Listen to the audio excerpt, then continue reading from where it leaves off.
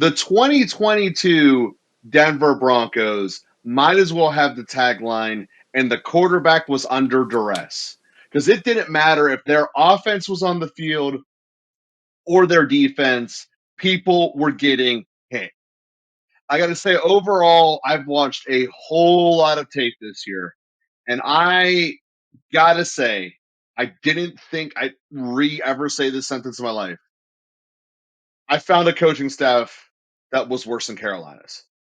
The Denver Broncos basically did not do anything in regards to the way their team was built on reality's terms. This was a team that had two good running backs that effectively they stopped giving the ball to. A downfield good receiving core that has a lot of different elements that is the underutilized part of this team because their offensive line can't block anyone to save their lives.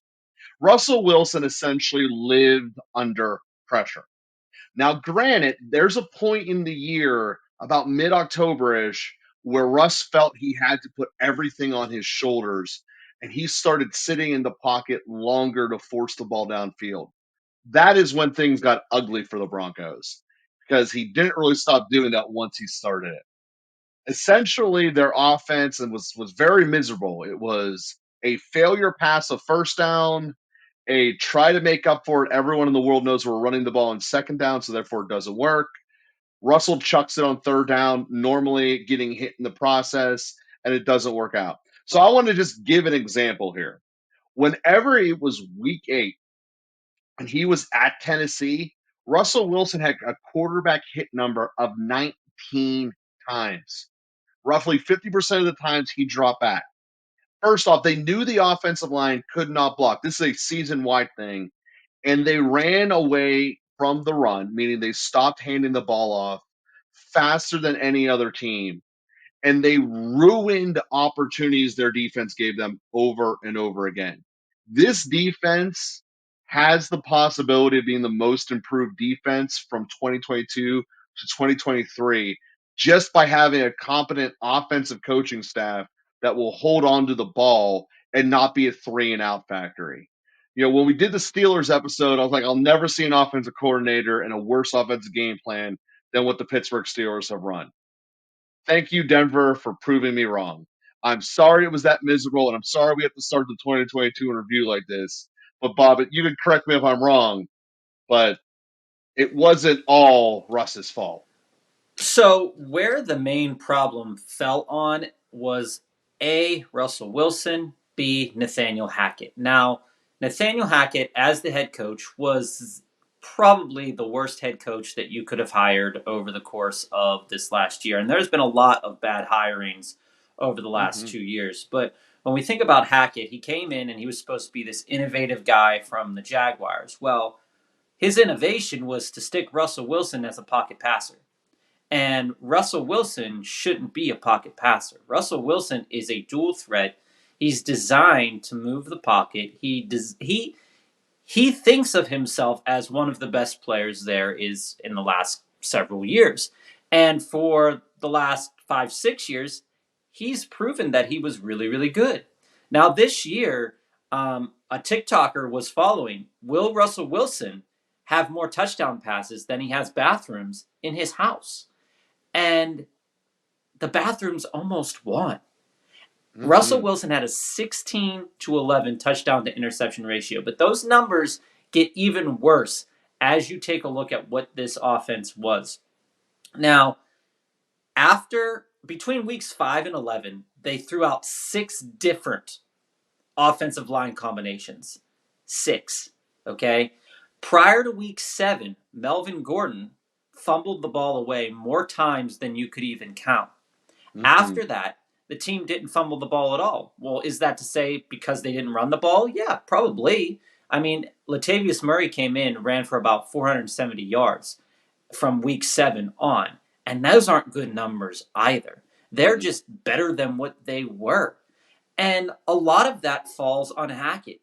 Hackett, basically, you saw the difference between what a Hackett Broncos were and what an actual offensive coordinator could do with the Denver Broncos from weeks 1 through 15, or weeks 1 through 16, right? And then the last Mhm. 2 games of the season.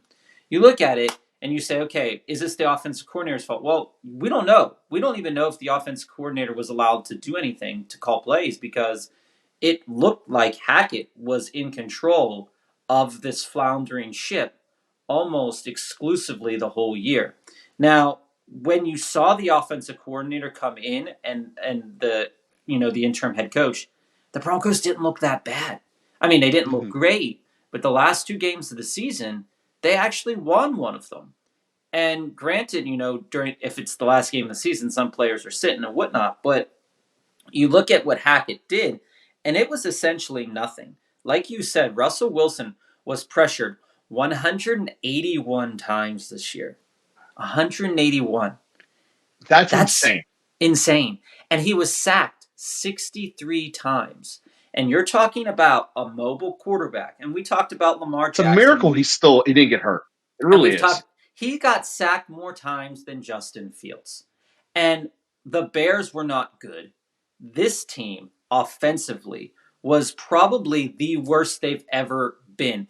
And that is saying something considering that the Denver Broncos haven't had a valid starting quarterback for how long? And they Since Peyton got retired. worse. I want to put these numbers out there for you. Mhm. They averaged 16.9 points per game. That's 32nd in the league. They scored, what was it, 9 points against Indianapolis in overtime, where basically nobody even wanted to be there. Nobody. No, Yep. nobody, no, not even the fans, not the announcers, not the players. Nobody wanted to be there. Their yards per play was 5.1, which is 23rd in the league. Now, you also need to take that across the entire season, but from after they dropped Melvin Gordon on, their running game actually got better, like I said, Mhm. comparatively, and they were rushing at 5.1 yards per game or Which per is very play. good. And but there was no explosion. They couldn't get the ball downfield, and that was one of the biggest things. And like you said, Russell Wilson tried to do too much. He Mhm. actually had the fifth highest number of passes 40 yards or more downfield. And they still stunk. And so, what do those numbers tell you? Well, it tells you a team that has no offensive line. They Mhm. couldn't do anything on the field. So, they felt like they had to push, push, push. But the players downfield, and yes, Judy got better as the season went on. Cortland Sutton kind of just stayed about the same. But these numbers are all indicative of what you're seeing on the field. This is a team that struggled so much to do almost everything on offense. Their third down conversion rate was 29.1%, Yeah, which is horrible. 32nd in the league.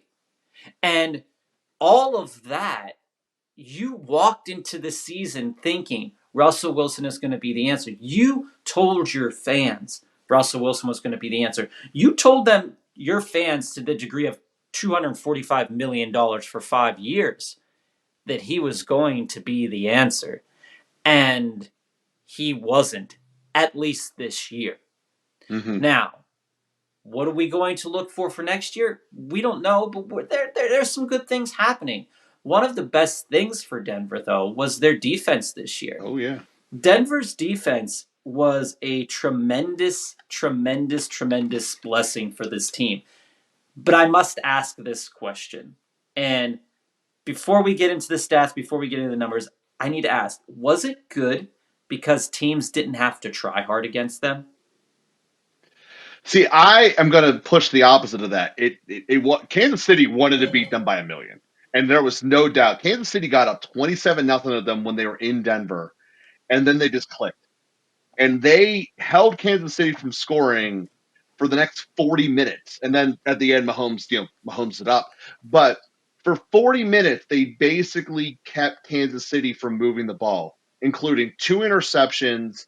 And it was just, yeah, the defense was dealt a very rough hand because they were constantly on the field. Their punter had a workout every single game. I mean, that guy has to have the strongest leg in the world in terms of endurance because it was always used. Mm-hmm. And the defense, as a result, once you factor in the amount of time they were on the field, was very good. I mean, it was an opportunistic defense. They're a very good team at covering the middle of the field, which is not easy to do. And they have one of the absolute best corners in the league. That's So true. as we watch that team overall, and they had just some semblance of an offense that would have held the ball, this defense could have had them win games with only 16 points. It was just the simple fact is the offensive line was not capable. And to your Mm-hmm. point earlier about Russell Wilson, he basically didn't bother doing a short or intermediate passing game because No. he essentially was getting duressed half of the times he dropped back. He was in the mindset Yeah. of I have to play hero ball. I'm going for Well, it here's all. the thing. Here's the thing, and this is why I feel that the way Nathaniel Hackett called the plays, yes, that it was bad. I mean, like you were counting down the play clock of what was that, week 2? I mean, it was just horrible. But the question I have to I constantly wonder is Russell Wilson was injured last year. He came off, he was injured again this year a couple of times. Concussion, ankle, calf, whatever is Mm-hmm. going on with his life. Now, at points in time in a quarterback's career, there is going to be regression.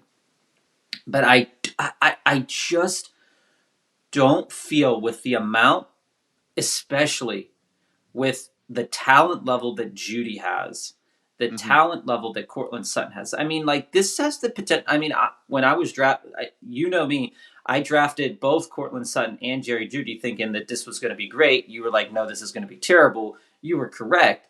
But I still think with the talent level of those two wide receivers, plus if Javonte Williams, and that was a big loss too. Javonte Yes, that Williams can't be going down overstated enough. was huge because they played 8 different running backs this year. 8. Mm-hmm. And they still Matt didn't gave have him a a couple of flashes. rusher over 500 yards. No, I didn't. Well, And there's too many backs. you look at this and and a lot of this bad play and efficiency falls on the offensive line. Now, Yes. the question is, if Russell Wilson felt comfortable and like he wasn't going to die every single game, he probably would have stopped trying to throw 40-yard bombs, and the offense might have Yes. become a little bit more efficient, which would have helped the Broncos score more points. Because you look at this team, and like you said, the numbers for the defense are tremendous. The 14th ranked defense overall, 8th fewest yards allowed, 13th fewest yards on passing allowed, 6th fewest passing touchdowns, 10th fewest rushing yards allowed. Mm-hmm. With a defense like this, you should have been always in the game. But Russell Wilson, with his mistakes, plus with the inability of the offensive line to even give Russell Wilson even like a 5-yard push, the Denver Broncos were locked into this mode almost consistently of third and long on every single play. I have to do this because my offensive line is just straight garbage. And no Denver Broncos fan will even say the You opposite can't. of that. You can't. And It's just that's bad. really, I mean, to summarize the season, the offense got into a vortex of failure. And that's what happened because almost every single one of their drives, and you can, any random game starts off with first down being a failure passing play, a second down, everyone knows you're running it, and a third and a prayer. That is not an offensive system. It is incredibly predictable, and it's not even tailoring to your talent. You were getting 5 yards of carry, you just weren't giving it to them enough. Hmm. And he got so gun shy after Melgore fumbled early. It's like he didn't believe anyone had the ability. But it's And as I said, crazy. some of those other backs showed some stuff. I He's think that this team has so much potential moving Yeah. forward. And while they have lost to Kansas City, 15 or maybe now it's 16 straight times, there's reason to believe that this team could turn it around. And as we're talking about the offseason, you got to start with the bully on top. You've lost to him 7 straight years now. Let's make it a switch. Bob, why don't you finish up the 2022 Denver Broncos? I mean, if we were to say, like I said, the offensive line is absolutely garbage. But when you're looking at teams that are 5 wins and less, and you're saying to yourself, which of these teams have the pieces to actually push it the next season? Because you were a team that had 7 wins with a bunch of backup quarterbacks, Mm-hmm. and now you're at 5 wins. And, you know, now you're kind of saying to yourself, well, the offensive line and the coaching is the problem, not necessarily my other player talent. And with a top 15 defense, the world is your oyster. You should Mm-hmm. be able, with a top 15 defense, to do really well. Now, here's the thing, though. They play in a division that has 2 top 5 quarterbacks. Definitely. And so when you look at this, that you had to go out there and get a what you thought was a top 10 quarterback. You have to go out there and continually make plays every day. And let's face it, is anybody ready to ride with Russ right now? That's the question that you have to ask yourself heading into next season, because he's the linchpin that's going to take this to the next level.